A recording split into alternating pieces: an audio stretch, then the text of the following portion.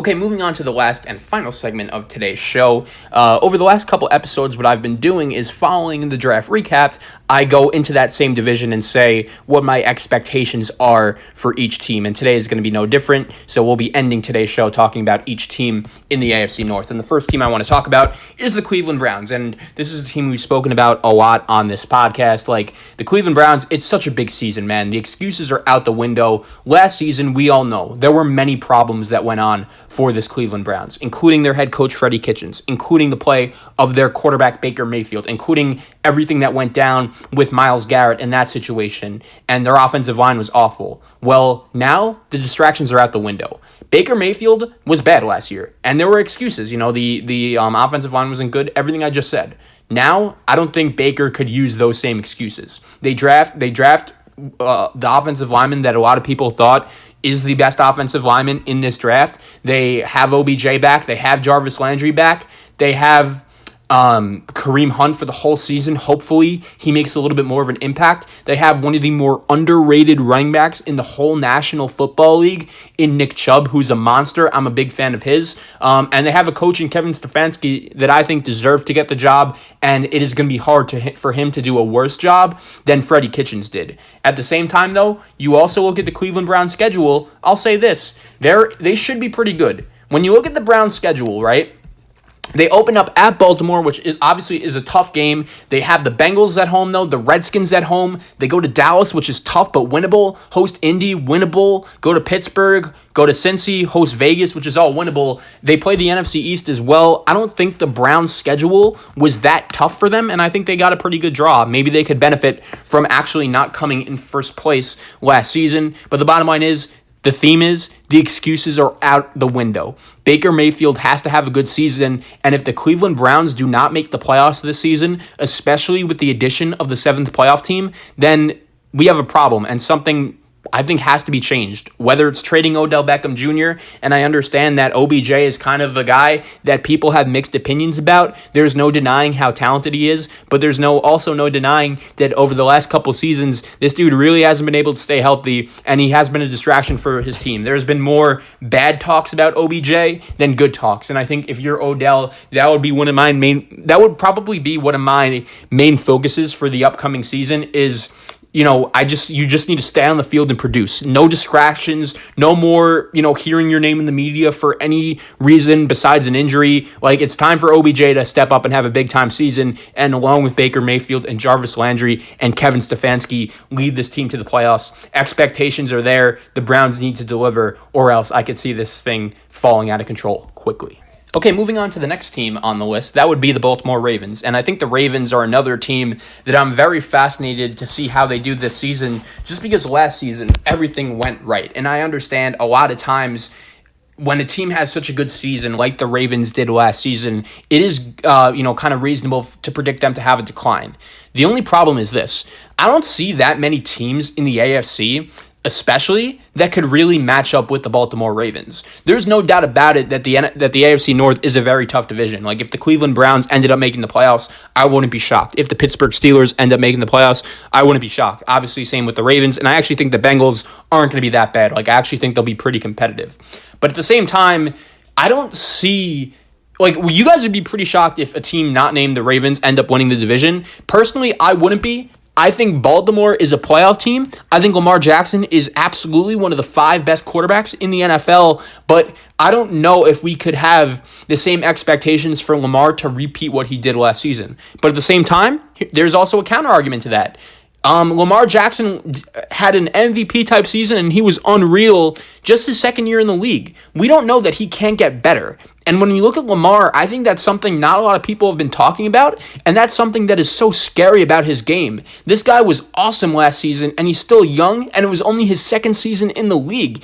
And I think this team is just going to get better and better. What the Ravens have done, and John Harbaugh, what he's done, which I've really liked, is that when the rest of the league was zigging and really focusing on passing the ball and, just the air raid offense, this dude was just focusing on running the ball even more. And I feel like a big reason as to why the Ravens were so good last year is because they were just very hard to game plan for. When you're going, one from Patrick Mahomes or Drew Brees one week to going against, all right, all we have to do is tackle whoever has the ball and stop the run and deal with the Ravens offensive line the next week, that is really tough to deal with. And I'm going to be interested to see, does the rest of the league do a better job adjusting to that this year as opposed to last year? And I think when I look at, the storylines for the upcoming season for the Baltimore Ravens, I would probably put that at the top of my list. I think their offense got better with J.K. Dobbins and also drafting Duvernay and Mark Andrews at tight end. He was awesome last year. I expect him to have another big time season. On defense, they bring in Calais Campbell and Derek Wolfe from Denver. Really, I could definitely see the Ravens finishing either the same as they did last year, maybe a game or two worse. And I'm not, guaranteeing that Lamar Jackson is going to be worse or better than last year. I wouldn't be surprised by either because I think we forget just how young this dude is and just how high of a ceiling this guy has. But I'm going to be curious to see. The Ravens were so good last year. It was a little bit of a surprise that they were that good. Are they going to be able to do it again? Okay, moving on to the next team we will be going over, and that would be the Cincinnati Bengals, and I think we would all agree. We would be pretty surprised if the Cincinnati Bengals make the playoffs next season. This is a team that only won 2 games in 2019.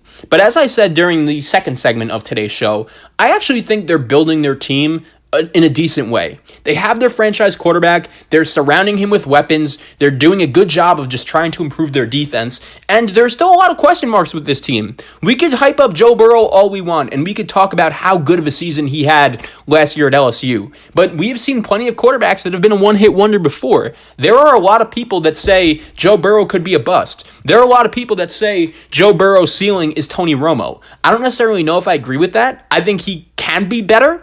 But at the same time, it is a little weird that Joe Burrow in just a year went from a guy that couldn't score against Alabama. You remember that home game LSU had Joe Burrow's junior year in college and his first year at LSU when Tua and Alabama absolutely lit them up in Baton Rouge. But at the same time, last year, Joe Burrow did bounce back from that game, went into Tuscaloosa, and we all know what happened during that game. The other main question I have for the Cincinnati Bengals is their coach. Zach Taylor, we don't really know much about him. We know that he worked for Sean McVay, and he ended up getting the Cincinnati Bengals job. I think all Bengal fans kind of agreed it was time for Marvin Lewis to go after just being there for such a long time. But what I'll also say about the Bengals is this. Zach Taylor, I'm not ready to say that he's a bad coach, but I'm also not willing to say he's a good coach. He's just too unproven. I'm not going to bash him for how bad of a season the Bengals had last year. Talent-wise, did I think they were better than a 2-14 team?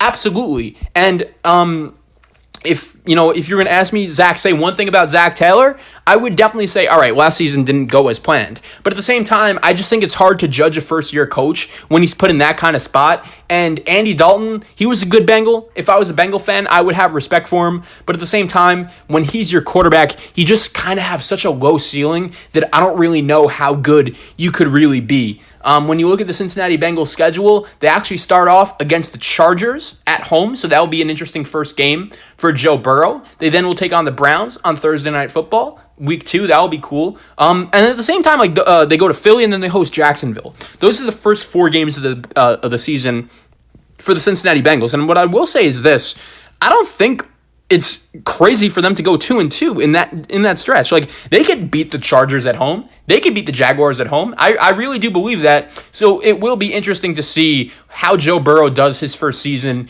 and, what exactly everyone's opinion on Zach Taylor is, because I'm not going to say the pressure's on him. If the Bengals, God forbid, don't make the playoffs, I'm not going to say fire Zach Taylor, but he's still an unknown when it comes to coach right now. And when that's the case, and you're trying to build a Super Bowl winner, that isn't always ideal, but at the same time, he's unproven, so we'll see how he does.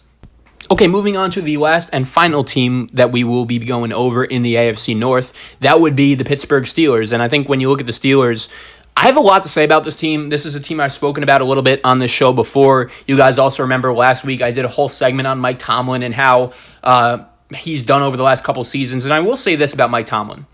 He has underachieved as the Steelers coach since they lost to the Packers in Super Bowl, I believe, 45 5 in Dallas in 2011. They've underachieved since then. And I think that is why, once again, this is another big-time season for Mike Tomlin. The amount of losses he's had in big spots is just unacceptable. And I think there's a reason why all of the players that play for him like him. Like, he's a player coach, no doubt. But the Steelers are kind of an interesting franchise to monitor because of their history. We all know that the Steelers have had only 3 coaches in the last 60 or so years, but just because that's their history doesn't always mean it's the right move. But anyway, besides that, I want to get to the stuff on the football field. I think the Pittsburgh Steelers defense has the ability to be the best defense in football this season. I think TJ Watt is going to win Defensive Player of the Year. That's how highly I think of not only him, but this Pittsburgh Steelers defense. Obviously, the problem is Big Ben. Or not the problem, but the question mark is Big Ben. Can he come back? Can he stay healthy? And that's my only worry with the Steelers team, is that they didn't do a good enough job addressing what their biggest hole was coming into the offseason. And that was backup quarterback. Mason Rudolph couldn't win games with a great Steelers defense. And I love the Steelers defense, but let's just say it's very possible that they're a tad worse than they were last season. Do I think that's going to be the case? No. But it's possible that that is the case. And if it is, and Ben Roethlisberger gets hurt, they're screwed. Because with a great defense, Mason Rudolph couldn't win them games.